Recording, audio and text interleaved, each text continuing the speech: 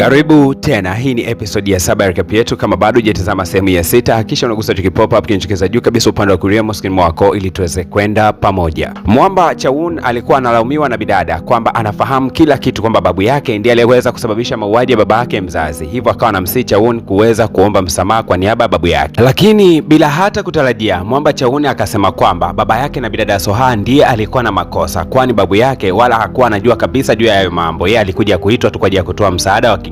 Na Mwamba Chaun akaongezea kwa kusema kwamba baba yako wewe alikuwa hayuko makini wakati wa kumhangaikia yule mtu mwenye mashetani. Kwa hiyo wakati wanaendelea kumkamata yule mtu ndo aliweza kumzuru babako na akaweza kupoteza maisha, lakini si kwamba babu yangu alihusika. Mwamba General baada ya kutoka kule kijijini kwa yule mganga mwanamama, alikuja na vifaa kama vyote vitakavyomsababisha Mwamba Chaun aweze kuwa kama mganga. Sasa wakati anavikagua hivi vifaa, aligundua kwamba kulikuwa kuna picha. Wakati anataka kuiangalia hii picha, ghafla tu kuna bidada mmoja anayefahamika kama Alone akaja. Na huyu bidada ni miongoni mwa mizimu ambayo inamsaidiaga Mwamba Chaun kufanya kazi zake. Sasa bidada amekuja amechoka sana, akaanza kumwambia General kwamba nimeweza kufanya uchunguzi, nimegundua kuna kifaa ambacho mzimu na binadamu wanaweza kuwasiliana kupitia hicho kifaa hiki hapa. Sasa bidada Soha kutoka ameweza kukutana na Mwamba Chaun siku ya leo, akaanza kufanya utafiti kutaka kujua chanzo cha kifo cha baba yake ni kipi hasa. Akaanza kufanya utafiti. Kwanza akamtembelea yule mzee ambaye ni mkuu wa kituo cha polisi ambaye ndiye alihusika katika malezi yake. Mzee baba akaanza kusema kwamba miaka 10 iliweza kupita, tulikwenda kumkamata mtu ambaye ni mchawi, lakini pia alikuwa akifanya mauaji. Hasa tulihitaji msaada wa mganga wa kienyeji, na ndio tukamchukua babu yake na Mwamba Chaun. Baada ya kumchukua huyo mzee, wakati anapambana na huyo mchawi, kwa bahati mbaya yule mchawi alikuwa ameanguka chini. Sasa baba yako akataka kwenda kumkamata huyo mchawi pale chini, na hapo ndipo ilipoweza kutokea ile ajali iliyopelekea umauti wa baba yako. Lakini licha ya bidada kuweza kujibiwa hivyo, bado alikuwa na wasiwasi sana. Amefika nyumbani akakutana na kibox fani kiko katika meza. Alipokigusa akashangaa hicho kibox ni kama kinaongea hivi. Katika harakati za kuendelea kukisikiliza, ndo akagundua kwamba hiki ni kifaa kinachosababisha mizimu wakiongea waweze kusikilizwa na binadamu. Kwa hiyo kupitia kifaa hiki bidada akaenda kukaa sebleni na mizimu, na wakawa wanapiga story na anaisikia mizimu vile ambavyo inaongea. Na mizimu sasa, kwa sababu yenyewe ndio ilikuwa mashuhuda wa kila kitu ambavyo kilikuwa kinaendelea, ikaendelea kusema kwamba zamani sana katika kijiji chetu kulikuwa kuna changamoto ya shetani ambaye alikuwa anaua watu sana tu. Hasa baba yako na wewe Soha pamoja na mkuu wa kituo cha polisi waliandaa mbinu za kuhakikisha kwamba wanamtia mkononi mtu huyo. Kwa hiyo walichukua silaha kwa maana ya bunduki kutokea ndani ya kituo cha polisi na moja kwa moja wakatimba safari mpaka pale katika eneo la kijiji. Lakini dakika za mwanzoni kabisa za mapigano yao waligundua kwamba hawamwezi kabisa yule muuaji. Hivyo wakamtafuta mganga ambaye alikuwa ni babu yake na Mwamba Chaun. Huyo ndo aliyeweza kuwasaidia. Sasa wakati akiwasaidia alikuwa hivi. Yule shetani alikuwa na uwezo wa kumuingilia mtu yoyote yule, alafu akakontrol akili yake na akafanya mauaji. Kwa hiyo sasa wakati huo bana, babu yake na Mwamba Chaun akawa amewaingilia hawa maafande, lengo waweze kushirikiana kwenda kupambana na huyo shetani, ili shetani akose kabisa nafasi ya kumuingilia mtu yoyote yule. Mapigano yalikuwa ni makubwa sana na walifanikiwa kumkamata yule shetani, wakawa wanamuingiza katika kichupa fulani. Lakini licha ya kwamba walifanikiwa kumkamata yule shetani na kumuingiza katika kile kichupa, lakini bado ndani ya kile kichupa alikuwa na uwezo wa kukontrol akili ya mtu aliye nje ya kichupa. Na mtu wa kwanza kuanza kuendeshwa na yule shetani alikuwa ni baba yake na bidada Soha. Akaanza kuendeshwa, na hapa akianza kuendeshwa manake atakwenda kufanya mauaji ndani ya kijiji chote. Hasa mkuu wa kituo cha polisi, kwa sababu yeye ndo alikuwa ameshika bunduki, akaona tu ni vyema amfiatulie risasi rafiki yake ili angalau kulinda kijiji kizima. Na baada ya kuhakikisha kwamba wameweza kumuua babake na bidada Soha ambaye alikuwa ndo anakontroliwa na huyo shetani, basi wakakichukua kile kibuyu ambacho ndani yake ndio kulikuwa kuna huyo shetani, wakakitupa chini kabisa ya vilindi vya bahari. Lakini baadaye katika taarifa ya kushangaza sana ikaja kutolewa taarifa kwamba eti babu yake na Mwamba Chaun ndiye aliweza kumuua baba yake na bidada Soha, kitu ambacho kilikuwa si kweli kabisa. Na bidada alipokuwa akitazama picha inayoonyesha baba yake, yani baba yake na bidada Soha pamoja na babu yake na Mwamba Chaun, alishangaa kuona kwamba walikuwa na ushirikiano wa karibu na tena walikuwa hapa ni marafiki.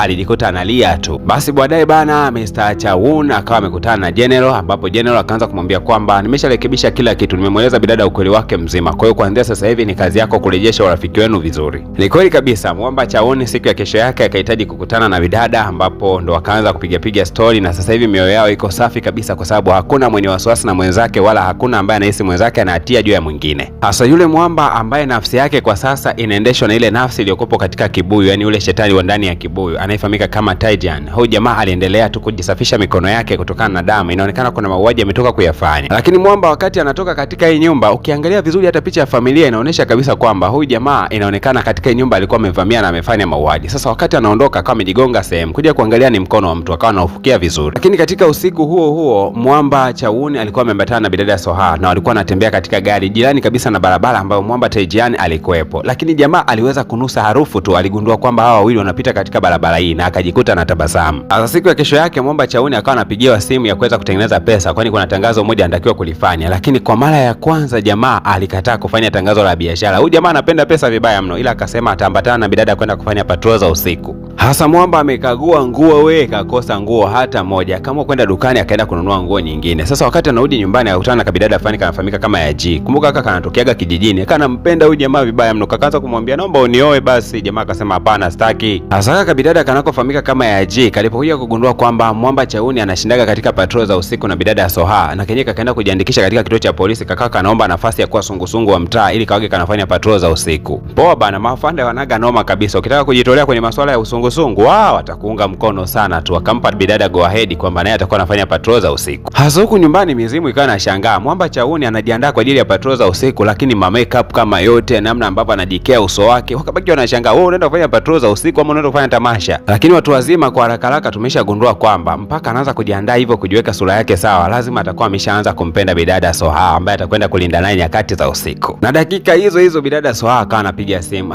Samani Chaun, unajua ratiba ya kesho bana itakuwa kama kawaida, tutaelekea katika patrol ya usiku pale kama tulivyoweza kukubaliana, lakini mchana kutakuwa na ratiba nyingine, nitaka tutembelee kituo cha watoto tukawasalimie na vitu kama hivyo. Sasa hivi vitu Mwamba apendagi kabisa Mwamba Chaun. Bidada hajamaliza kuongea Mwamba akataka kujibu, lakini wakamziba mdomo. Sasa kwa kuwa wana kile kifaa cha kurahisisha mizimu kuwasiliana na binadamu, wakakitumia kile kifaa kumjibia Mwamba Chaun kwamba sawa nitafika. Kwa hiyo Mwamba kinyonge sana, kesho yake akawa anaelekea huko, lakini amekula suti ila kwenda kuwatembelea watoto na kwenda kuwasaidia kazi zao. Sasa kabaki wanashangaa, mbona umekula suti tena? Na kitu cha kushangaza ni kwamba kaika bidada ya G na kenyewe kalikopo eneo hili, yani kanampenda Mwamba mpaka kameanza kupenda kazi anazozifanya. Basi bwana, dakika hizo hizo gari la vyakula likawa limeweza kufika na wanatakiwa kusaidia kuviingiza ndani ya kituo cha watoto yatima. Sasa Mwamba amebebeshwa kwa kiroba kamoja tu, akawa anasikitika, mbona kizito sana? Unajua jamaa alizoea kuitegemea mizimu tu. Ile kumtazama bidada Soha amebeba viroba 5, akaanza kusema kwa sababu huyo ni mwanaume bila shaka atabeba hata 10, basi fanyeni haraka haraka mumpakilie mizigo. Kumbe Mwamba kamoja tu analalamika. Mwamba akabeba viroba 3 kwa kujitutumua sana, yani mpaka amevifikisha jasho kama lote. Sasa kwa kuwa wafanyakazi wengi wa eneo hili hapa ni maafisa wa polisi, wakaanza kushangaa, mbona hii kaka hili likaka liko lojolojo sana, yani viroba 3 tu limechoka mpaka ulimi unatoka nje. Bidada Soha akasema limetokea kwenye honeymoon, limetoka kuoa siku za hivi karibuni, kwa limeshinda ndani kama miezi 3 linatumika tu, kwa limerudi hapa sasa hivi lina hali mbaya, kwa sio kwamba liko hivi, lakini kwa sababu ya honeymoon imelitesa. Kwa hiyo bidada ndo alivyo bana, alikuwa amemtetea Mwamba kinamna hiyo hapo, angalau kuona kwamba jamaa asionekane kwamba ni mzembe sana. Sasa hili eneo la kituo cha watoto yatima lina shida moja hivi. Kuna mtajiri mmoja alikuwa na lengo la kuweza kufanya jambo lake hapa, ajenge viwanda, makampuni mbalimbali aweze kufungua. Sasa imekuwa kikwazo sana hichi kituo, akawa anataka kulinunua ile eneo, lakini huyu mmiliki wa ile eneo anakataaga. Hasa baada ya huyu mwanamama Mensok kulizika na kazi kubwa ambayo wameweza kuifanya hawa wa kuweza kushusha mizigo mingi katika gari, alikuwa ameandalia msosi, ila akasema kama unatumia kinywaji jamani, unaweza ukapata hapa pia pombe ya wali. Mwamba Chaun akacheka, pombe ya wali ndio ikoje hiyo? Akawa amemuonjesha. Jamaa alivyoonja akajikuta anaipenda, yani akataka akawa anaongeza tu, anaongeza akaongeza mpaka hatua ya mwisho akawa jamaa amelewa. Akawa anasema mimi sijalewa, lakini akamwambia kama hujalewa hebu fanya miujiza yako unayofanyaga kwenye television. Mwamba wewe akaanza kuchezesha karata pale, tengeneza mtando mmoja hivi wa karatasi ukawa mrefu sana yani. Baada ya watu kufurahia sana miujiza ya jamaa, mwisho wa siku jamaa akaamua kuweka ngoma ya darasa ile ya maisha na muziki. Watu wakaanza kuselebuka pale ndani. Hasa wakati Mwamba Chaun amelewa, wamechoka sana, Mensok ule msimamizi wa kile kituo cha watoto yatima akasema kwamba nikimtazama Chaun naona kuna upendo ndani ya macho yake na sijajua anampenda nani. Wakati anaongea hayo maneno, bidada Soha alikupo kando anamsikiliza tu mama. Sasa kama kawaida ya pombe bana inaga asili. Wakati wanarudi nyumbani, Mwamba akaanza kusema mimi nikilewa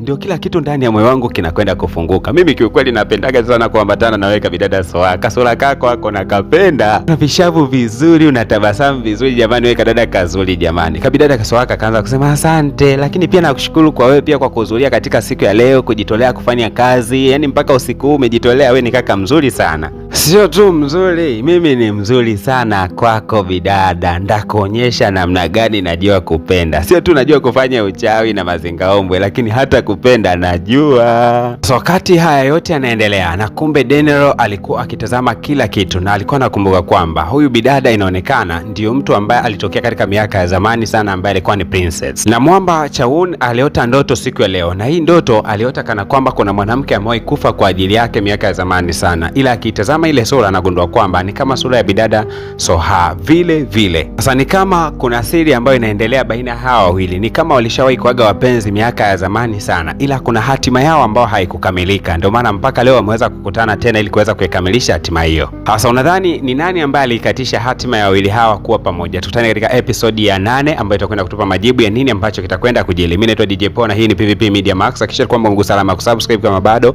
lakini pia usisahau kugusa alama ya kulike. Pindi unapofikisha like 300 tu tunatoka na episode ya mbele.